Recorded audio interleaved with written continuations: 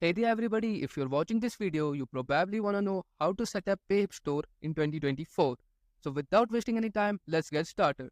First, what you need to do is open browser on your phone or laptop.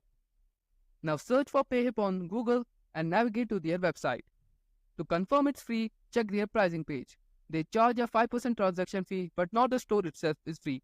Sign up by entering your first name, last name, and email address. After signing up, you will need to give your store a name.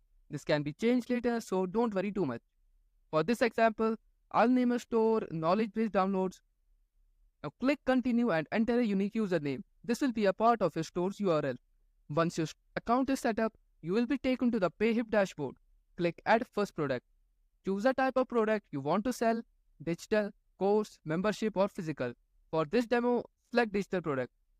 Upload your digital product. For this video, I will use a YouTube thumbnail template. Enter a title and price for your product. You can set the price in USD or another currency depending on your target audience. Design a cover image for your product. If you lack design skills, use Canva to create one. Sign up for a free Canva account, then create a design with custom dimensions 1920x 1080 pixels. Choose a template, customize it, and download the image as a PNG. Upload this cover image to your Payhip product page. Write a detailed description of your product. This helps potential buyers understand what they are getting and increases conversions. Ensure your product is visible to everyone and click Add Product. You will see the product page for your item if you only have one product. This is fine for direct links from social media. Now go to Store and click Launch your Store Builder. Customize your store's appearance, header, logo, navigation links, and layout. Edit the collection to adjust how products are displayed and modify the About Me section.